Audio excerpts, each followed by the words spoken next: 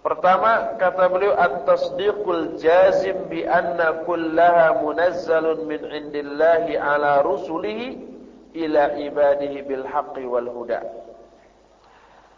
Pertama, membenarkan dengan pasti bahwa semua kitab itu diturunkan dari sisi Allah kepada para rasulnya untuk disampaikan kepada hamba-hambanya dengan benar, berupa al-haq, berupa kebenaran dan hudan, petunjuk. Ini dinyatakan di dalam Mukhtasar Ma'arijul Qabul halaman 197.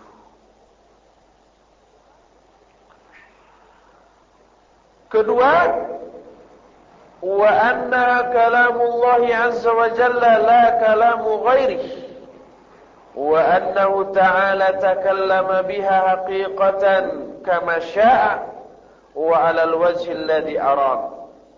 Faminha al-masmu' minhu min wara'i hijabin biduni wasitah wa minha ma yusmi'uhu ar-rasul al-malaki wa yu'maru bitablighihi ila ar-rasul al-bashari. Kedua, bahwa kitab-kitab tersebut merupakan kalamullah, bukan ucapan yang lainnya, bukan ucapan makhluk, bukan ucapan selain Allah. Dan sesungguhnya Allah Ta'ala berbicara secara hakiki dengan kitab-kitab itu sekehendaknya, dengan makna, dengan bentuk yang dikehendakinya. Oleh karena Al-Quran ini kalamullah, dan kalamullah ini merupakan salah satu atau sebagian dari sifat Allah. Allah berbicara, maka Al-Quran bukanlah makhluk. Kadang-kadang Allah menyebut Al-Quran atau kalamullah yang lain itu dengan Al-Furqan, Az-Zikr atau Al-Bayan. Makanya dalam surah Ar-Rahman Allah katakan khalaqal insan 'allamahul bayan. Allah telah menciptakan insan, berarti insan makhluk karena diciptakan. 'Allamahul bayan, dan mengajarkan al-bayan. Mengajarkan al-bayan. Kalau al-bayan yang dimaksud Al-Quran dan kitab-kitab yang lainnya bukan diciptakan tapi diajarkan, karena bukan makhluk. Dalam ayat lain, ala lahul khalqu wal amru. Ingatlah kepunyaan Allah lah al-khalqu dan al-amru. Al-khalqu itu maksudnya makhluk, sedangkan al-amru urusan atau perintah. Dan diantara perintah atau al-amru itu adalah Al-Quran. Kepunyaan Allah lah al-khalqu yaitu makhluk, dan al-amru yaitu salah satunya Al-Quran. Dibedakan makhluk dengan Al-Quran. Jadi Al-Quran bukanlah makhluk. Al-Quran itu kalamullah, dan kalamullah itu bagian dari sifat Allah Subhanahu wa ta'ala. Tapi ya, Al-Quran ini dipelihara di dalam dada-dada, diucapkan oleh lisan-lisan, ditulis dalam mushaf-mushaf. Dadanya makhluk yang memelihara Al-Quran, lisan yang mengucapkan makhluk, mushafnya juga yang kita baca makhluk. Tapi Al-Qurannya yang tertulis dalam mushaf, yang terpelihara dalam dada dan yang diucapkan oleh lisan, bukan makhluk tetapi kalamullah. Kenapa kalamullah? Kan kita yang mengucapkan. Umpama bismillahirrahmanirrahim, itu kenapa tidak disebut ucapan manusia, tapi kalah disebut ucapan Allah, padahal kita yang mengucapkan. Oleh karena itulah kata mereka, kata mereka yang dimaksud adalah orang-orang yang seperti Mu'tazilah yang menyatakan Quran itu makhluk. Karena Al-Quran diucapkan oleh kita, maka ucapan kita makhluk.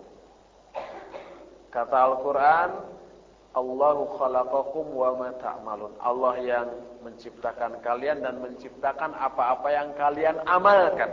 Jadi amal kita makhluk. Dan ucapan kita termasuk amal kita. Jadi ucapan kita seluruhnya juga makhluk. Dan sebagian dari ucapan kita adalah Al-Quran. Bismillahirrahmanirrahim, itu Al-Quran. Ucapan kita itu, maka disebut makhluk. Kata mereka. Kalau kita disodori hujah begitu, bingung gimana ngebantah.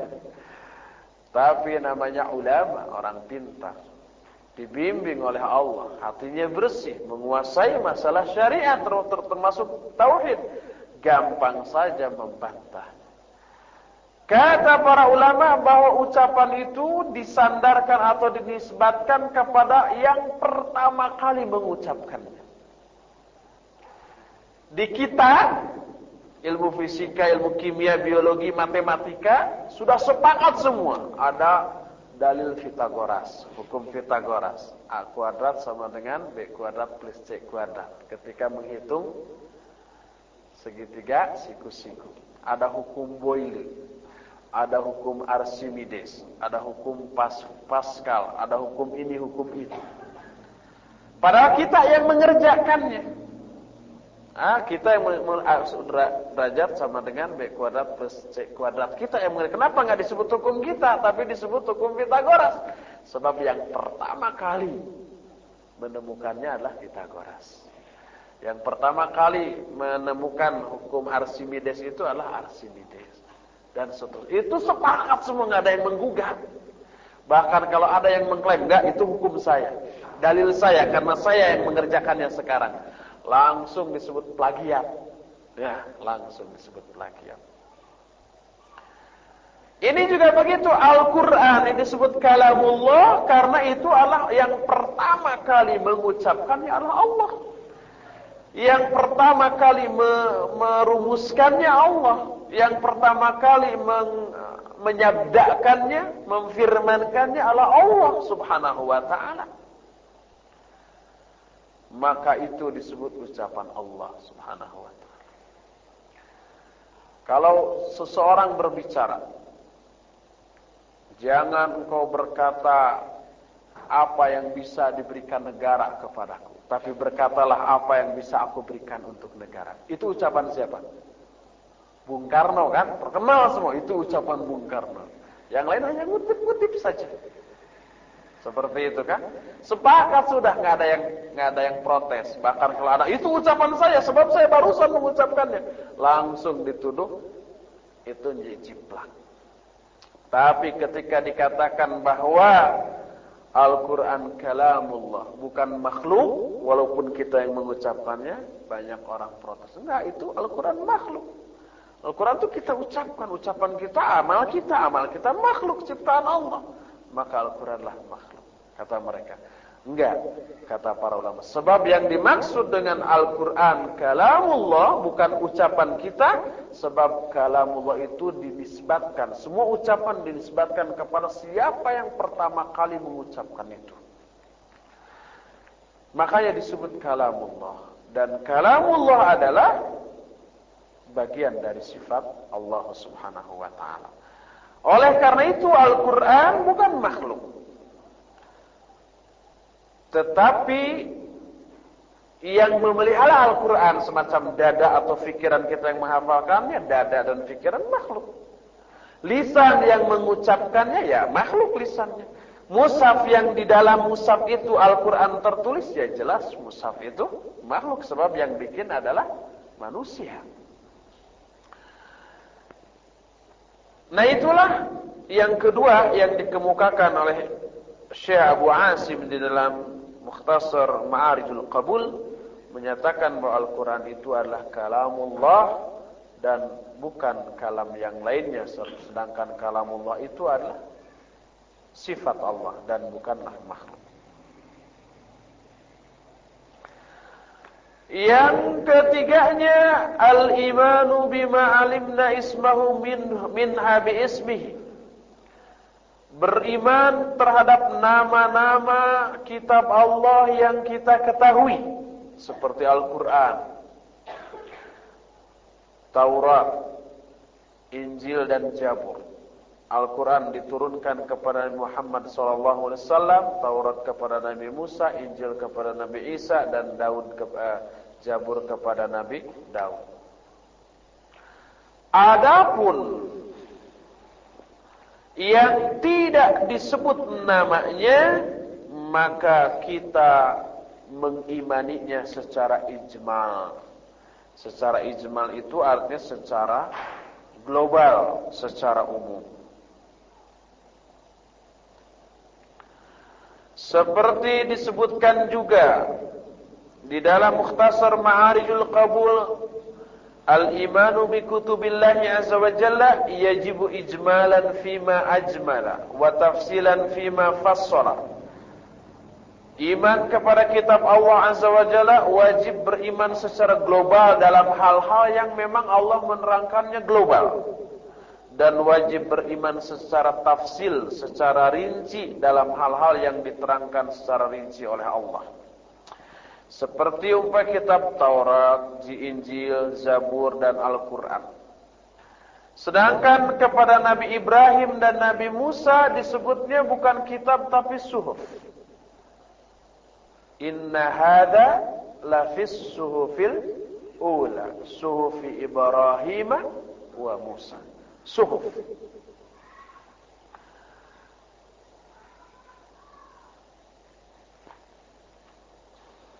Itu yang kedua. Yang ketiga. Adapun yang keempat, tasdiqu ma sahha min akhbariha ka akhbaril Qur'an wa akhbari ma lam yubaddal aw yuharraf min al-kutubis sabiqah. Membenarkan kabar-kabar yang sahih yang terdapat dalam kitab-kitab yang lalu, selama kabar itu belum dirubah oleh manusia. Seperti kabar tentang akan datangnya Nabi akhir zaman.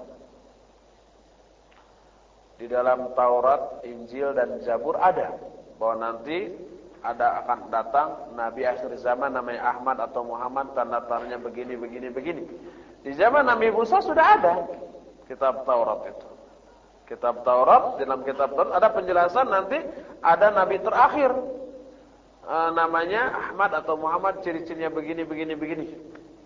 Makanya ada ketika menafsirkan ya'rifunahu kama ya'rifuna abna'ahum.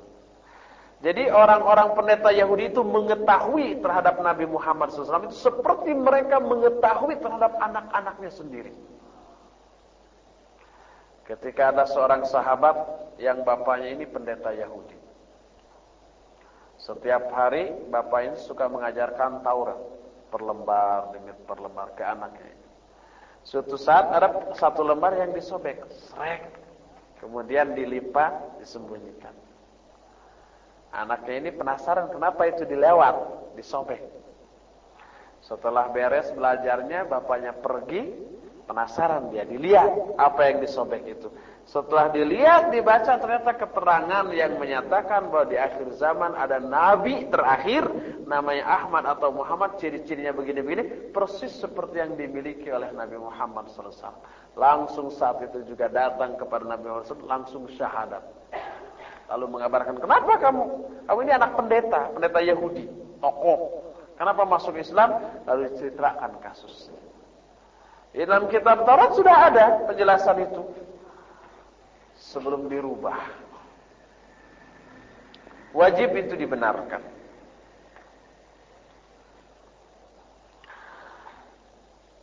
Kemudian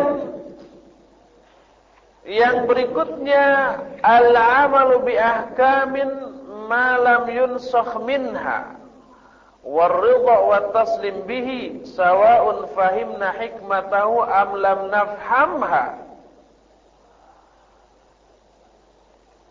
Kelima, mengamalkan hukum-hukum yang belum dimansuh, serta ridha dan taslim terhadap hukum-hukum itu, baik yang kita fahami hikmahnya ataupun yang tidak, baik yang mengenakan kita ataupun yang tidak mengenakan kita. Sebab ada hukum-hukum yang bagi kalangan tertentu tidak enak, seperti pembagian waris. Yang kebagiannya sedikit, seperti kalangan wanita setengah dari laki-laki. Apa hikmahnya? Baik kita pahami hikmahnya atau tidak, baik enak ke hati atau tidak, wajib taslim dan ridha. Hukum ta'adud. Saya yakin setiap wanita itu pasti ada rasa berat terhadap ini.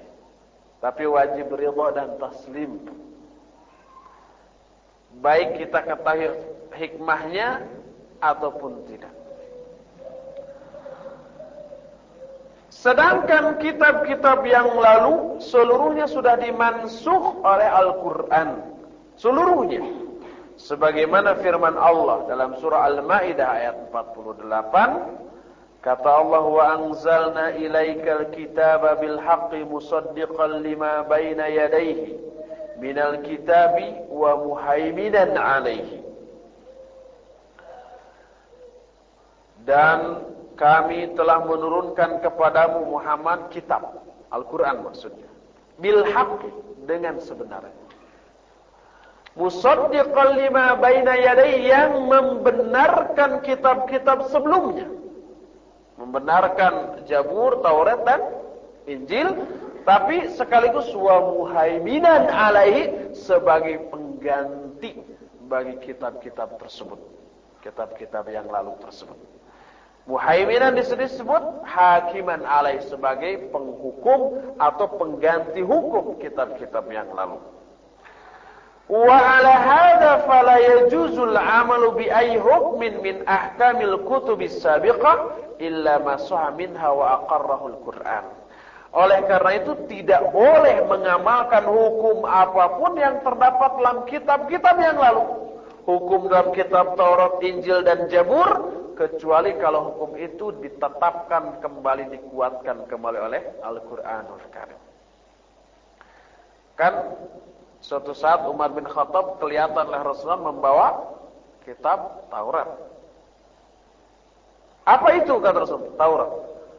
Lalu kelihatan mukanya merah. Kata beliau, wallahi lau kana Musa hayyan.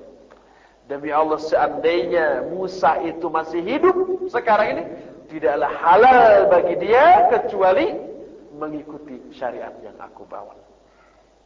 Ya boleh membawa-bawa. Ini kan Tauratnya wahyu Allah juga. Iya, wahyu Allah, tapi sudah banyak yang dirubah, dicampur. Walaupun masih asli, hukum-hukumnya sudah dimansuh, sudah dihapus, diganti dengan Al-Quran. Semua yang ada dalam kitab Taurat yang masih dianggap layak oleh Allah untuk diberlakukan, ada dalam Al-Quran. Yang tidak layak untuk diberlakukan, dihapus. Seperti zaman Nabi Musa, kalau taubat itu harus bunuh diri. Fatubu ila bari'ikum faqtulu anfusakum. Taubatlah kalian kepada Allah, kepada Rabb kalian, dan bunuhlah diri-diri kalian. Itu taubat di zaman Nabi Musa. Sekarang itu mau diamalkan, taubat bunuh diri, minum baygon. Itu bukannya taubat, malah double dosa.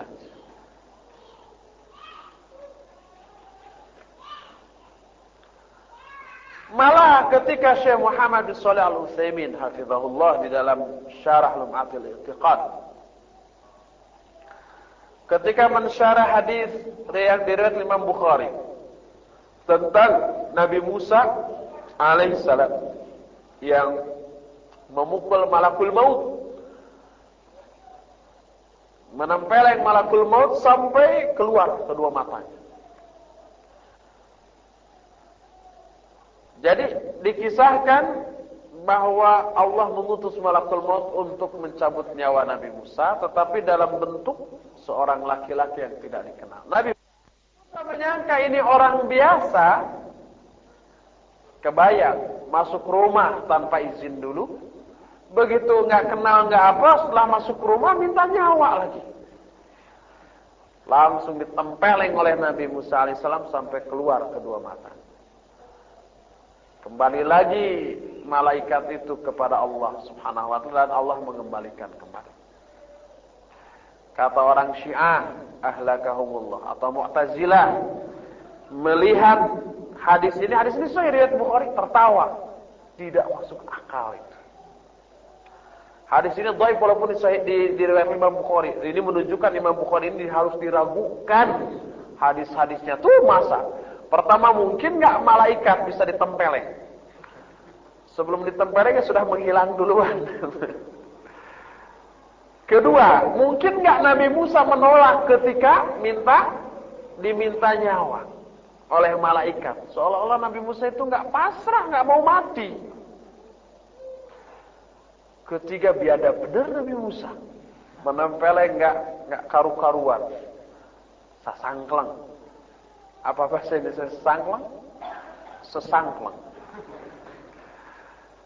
Nah seperti itu. Makanya walaupun ini diriwayatkan Imam Bukhari, nggak masuk akal, nggak mungkin lah bertentangan dengan ayat lain. Jangan dipercaya. Ini menunjukkan hadis-hadis Bukhari itu harus diperiksa lagi. Itu kata orang Syiah. Ahlakahumullah. Nah kata Syekh Shalih Al-Utsaimin, kejadiannya seperti itu. Nabi Musa itu nggak tahu bahwa dia malaikat. Kalau tahu malaikat, masa begitu? Kemudian dikembalikan lagi matanya oleh Allah, lalu diutus kembali dengan masih orang yang sama, lalu beritakan bahwa ini utusan Allah dan begini-begini. Kemudian akhirnya kan Nabi Musa pasrah dan seterusnya. Kata Syekh Al-Utsaimin bahwa di dalam kasus ini ada syariat yang sama di zaman Nabi Musa dengan di zaman Nabi Muhammad SAW. Yaitu apabila ada tamu yang nyelonong masuk rumah kita tanpa izin, tanpa permisi dulu, colok saja kedua matanya. Boleh itu. Jadi kalau ada orang masuk ke rumah kita tanpa izin, assalamualaikum, tapi langsung masuk. Atau noong di kaca, noong di pintu, di jendela, assalamualaikum, bari noong. Colok aja kedua matanya, boleh. Itu syariat di zaman Nabi Musa seperti itu. Dan itu tetap dipertahankan sampai di zaman Nabi Muhammad SAW. Boleh. Makanya kalau ada orang yang masuk ke rumah kita, kita colok matanya tanpa izin umpamanya, itu boleh saja, nggak dosa kita. Walaupun mungkin orang-orang, wah biadab benar. Tapi dia lebih biadab masuk rumah kita tanpa izin, sebab di rumah kita itu banyak aurat. Ada istri kita yang waktu itu nggak menutup aurat. Ada anak wanita kita, atau mungkin kita sendiri waktu itu baru keluar dari kamar mandi, mau ngambil handuk.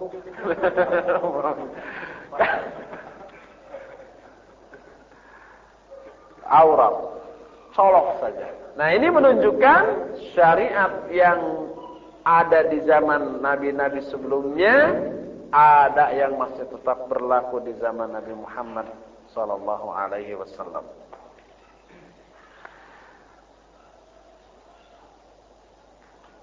Bahkan di dalam Ma'arijul Qabul disebutkan salah satu kandungan dari iman kepada kitab Allah itu. Di sini beliau menyebutkan sampai 7 poin kandungan iman kepada kitab ini. Kalau Syekh Al-Utsaimin hanya 4. Di antaranya adalah anna jami'aha yusaddiqu ba'daha ba'dha la yukadzibuhu kama qala ta'ala fil Qur'an musaddiqan lima baina yadayhi minal kitab wa muhaiminan 'alaihi. Bahwa masing-masing firman wahyu Allah itu satu sama lainnya saling membenarkan dan tidak saling mendustakan, saling menguatkan dan tidak saling melemahkan. Tak ada satu ayat pun yang kontradiksi dengan ayat yang lainnya, sama sekali tidak.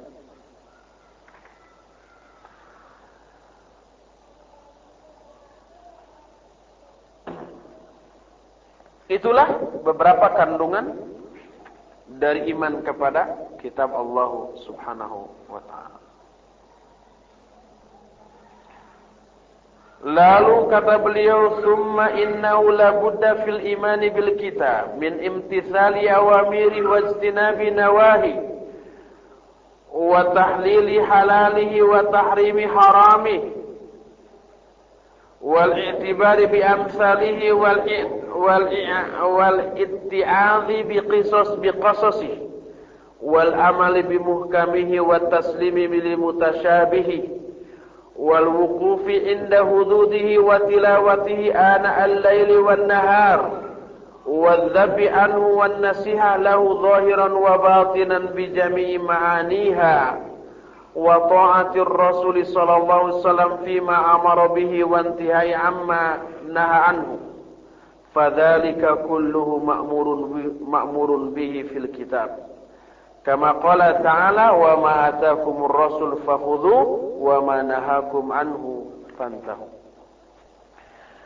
Termasuk iman kepada kitab adalah melaksanakan semua perintah dan menjauhi semua larangan yang terdapat dalam kitab itu, menghalalkan yang dihalalkannya, mengharamkan yang diharamkannya, mengambil i'tibar, mengambil ibrah dari permisalan yang dijelaskannya, mengambil pelajaran dari kisah-kisah yang diceritakannya, mengamalkan setiap ayat yang muhkamnya dan taslim terhadap ayat yang mutasyabihnya, serta multazim kepada hukum-hukumnya dan membaca seluruh huruf-hurufnya siang ataupun malam. Itu adalah salah satu di antara kandungan iman kepada kitab Allah Subhanahu wa taala. Kata Syekh Al-Utsaimin bahwa beriman kepada kitab Allah seperti yang dijelaskan tadi akan melahirkan beberapa dampak positif. Pertama, al-ilmu bi'inayatillahi ta'ala bi'ibadihi haitsu anzala likulli qaumin kitaban yahdihim bihi. Mengetahui bimbingan Allah terhadap hamba-hambanya, bahwa Allah itu tidak membiarkan hambanya begitu saja, tapi dibimbing dengan cara diturunkan kitab untuk setiap kaum sebagai petunjuk bagi mereka. Tidak diciptakan, "Ayo ibadah kepada kami, terserah bagaimana saja." Nah, tidak begitu, tapi diberi tuntunan yang demikian jelas, detil, dan pasti. Kedua, al-ilmu bihikmatillahi ta'ala fi syar'i haitsu syar'a likulli qaumin ma yunasibu ahwalahum. Kama qala Allah ta'ala likullin ja'alna minkum syir'atan wa minhajan. Mengetahui kebijaksanaan Allah, hikmah Allah di dalam segala syariatnya. Karena ternyata Allah telah mensyariatkan bagi suatu kaum syariat yang sesuai dengan keadaan mereka. Jadi dengan mempelajari syariat Allah, kita tahu betapa bijaknya Allah, betapa hikmahnya Allah, karena setiap kaum diberi syariat yang sesuai dengan keadaan mereka, sesuai dengan kemampuan mereka. Sebagaimana firman Allah dalam surah Al-Maidah ayat 48 menyatakan likullin ja'alna minkum syir'atan wa minhajan. Bagi setiap kaum, setiap kalian, kami telah jadikan syariat dan minhaj.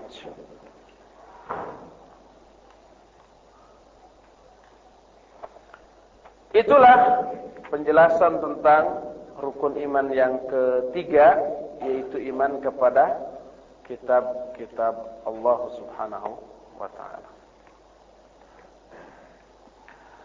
Yang keempat, iman kepada para rasul.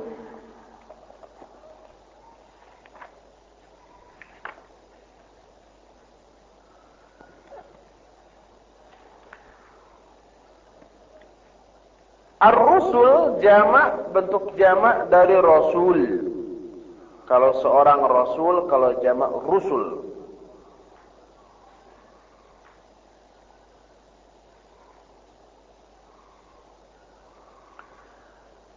Makna rasul adalah mursal bimakna mab'uts bi iblaghi syai'in. Makna rasul itu mab'uts, artinya yang diutus untuk menyampaikan sesuatu.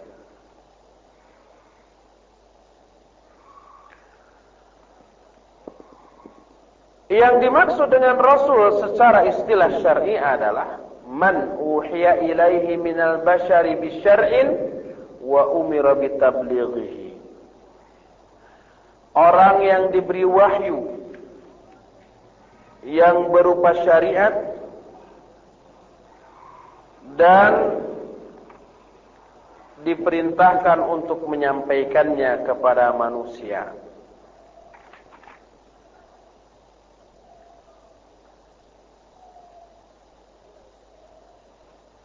Itulah yang dimaksud dengan rasul.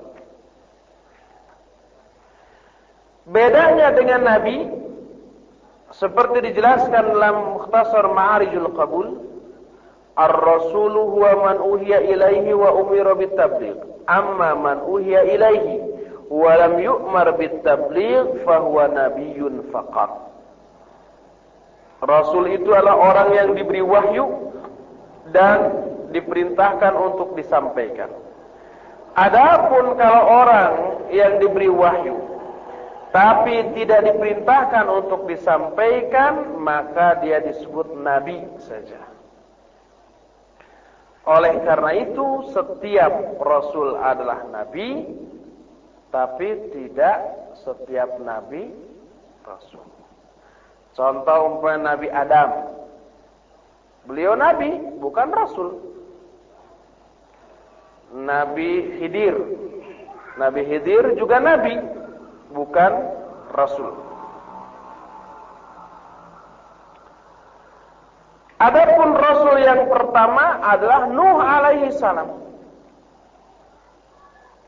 Bukan Adam. Kalau Adam nabi yang pertama. Nabi Adam bukanlah rasul, tapi adalah nabi. Rasul pertama Nuh berdasarkan keterangan Al-Qur'an dan hadis. Adapun Al-Qur'an dijelaskan dalam surah An-Nisa ayat 163. Kata Allah, "Inna auhayna ilaika kama auhayna ila Nuhin wan nabiyyina min ba'dih." Sesungguhnya kami telah mewahyukan kepadamu Muhammad, sebagaimana kami pun telah mewahyukan kepada Nuh dan nabi-nabi setelahnya. Jadi Nabi Adam tidak disebut. Dalam Sahih Bukhari, sebuah hadis dari Anas bin Malik radhiyallahu anhu tentang syafaat. Disebutkan di padang mahsyar itu manusia sudah gelisah, ingin segera dihisab. Maka disebutkan annan nasa ya'tuna ila Adam liyashfa'a lahum faya'tadiru ilaihi. Bahwa manusia mendatangi Adam alaihissalam agar Adam memberi syafaat kepada mereka agar segera dihisab. Tapi Adam i'tidar, jadi tidak mampu memberikan itu. Lalu kata Adam, "I'tau Nuhan awwala rasulin ba'athahu Allah." Datanglah kalian kepada Nuh, dialah rasul yang pertama kali diutus oleh Allah. Hadis ini sahih riwayat Imam Bukhari yang menunjukkan bahwa rasul yang pertama adalah Nuh alaihi salam. Bahkan disebutkan juga dalam Al-Quran surah Ghafir ayat 5 bahwa yang dimaksud bahwa yang menjadi dalil bahwa Nuh adalah rasul pertama adalah surah Ghafir ayat 5, "Kadzabat qablahum qaum Nuhin wal Ahzab min ba'dihim. Telah mendustakan sebelum mereka kaum Nabi Nuh kepada Nabi Nuh. Dan beberapa kelompok setelah mereka. Oleh karena itulah maka karena Nuh adalah nabi yang pertama didustakan dan sebelum Nabi Nuh tidak ada lagi rasul yang didustakan, maka Nabi Adam berarti bukanlah rasul yang oleh Allah Subhanahu wa taala diutus untuk menyampaikan kepada manusia.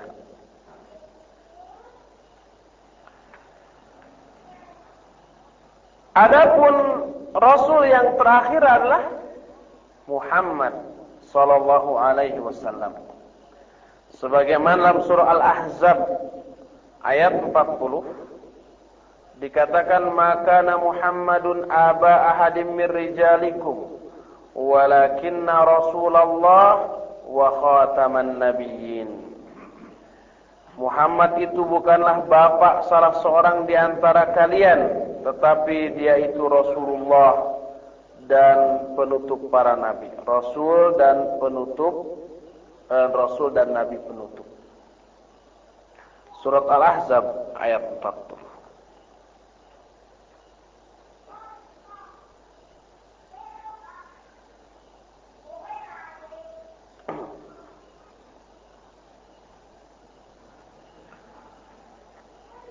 Setiap kaum diutus oleh Allah kepada mereka seorang rasul. Sebagaimana surah An-Nahl ayat 36, walaqad ba'atsna fi kulli ummatin rasulan an i'budullaha wajtanibut taghut. Sungguh kami telah mengutus bagi setiap umat seorang rasul yang menyerukan sembahlah oleh kalian Allah dan jauhilah oleh kalian taghut. Juga di dalam surah Fatir 24, wa in min ummatin illa khala fiha nadhir. Tidak ada satu umat pun kecuali ke umat itu pernah datang seorang pemberi peringatan.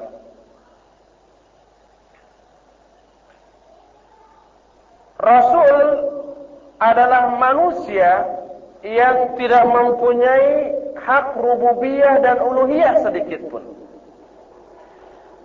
Tidak berhak disembah, tidak berhak dimintai dengan doa. Kita yakin Rasul yang paling mulia, penghulu para Rasul dan yang paling agung, paling tinggi kedudukannya di sisi Allah adalah Nabi Muhammad SAW. Nabi Muhammad saja yang demikian tinggi, tak ada yang melebihinya atau menyamainya. Oleh Allah dalam Al-Quran surah Al-A'raf ayat 188 dikatakan, Qul la amliku li nafsi naf'an wala dharran illa ma sya'allah. Walau kuntu a'lamul ghaiba lastaksartu minal khairi wa ma massani as-su. In ana illa nadhirun wa basyirun liqaumi yu'minun. Kata Allah dalam Al-A'raf 188, katakan olehmu Muhammad, aku tidak mampu memberikan manfaat atau madarat untuk diriku sendiri, kecuali apa-apa yang dikehendaki oleh Allah. Seandainya aku mengetahui yang gaib, pasti aku akan memperbanyak kebaikan dan aku tidak akan dikenai kejelekan. Aku ini tiada lain kecuali pemberi peringatan dan pemberi kabar gembira bagi orang-orang yang beriman. Jadi Nabi SAW pun yang diberi wahyu mengaku tidak mengetahui hal yang gaib. Kalau ada orang yang mengaku-ngaku mengetahui hal yang gaib, dusta besar.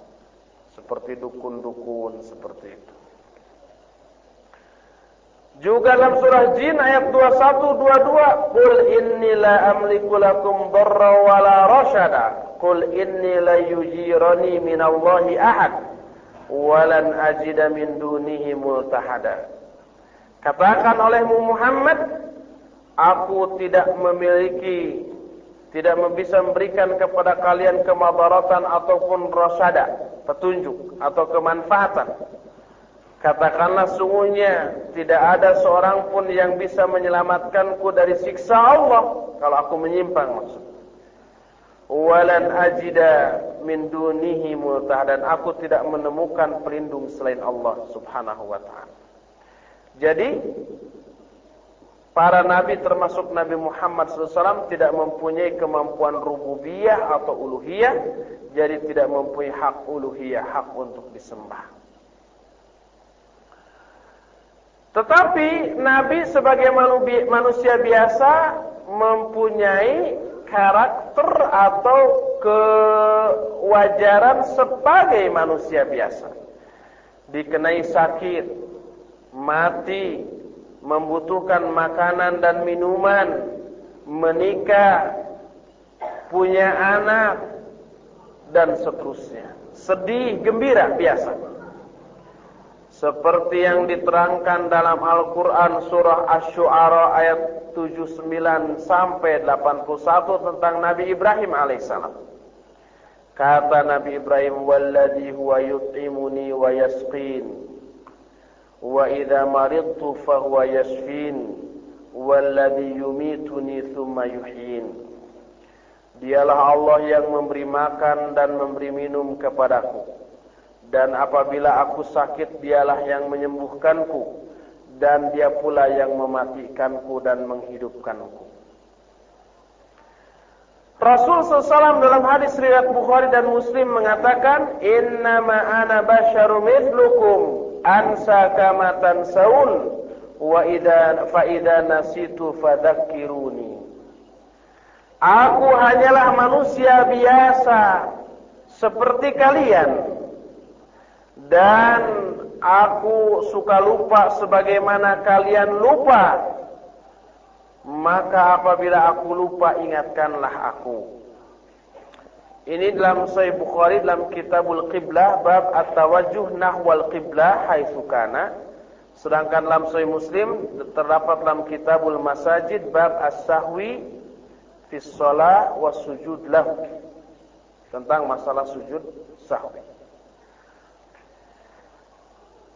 Semakin tinggi kedudukan seorang nabi, maka ketika dia menempati posisi-posisi yang tinggi itu, oleh Allah suka disebut sebagai hamba.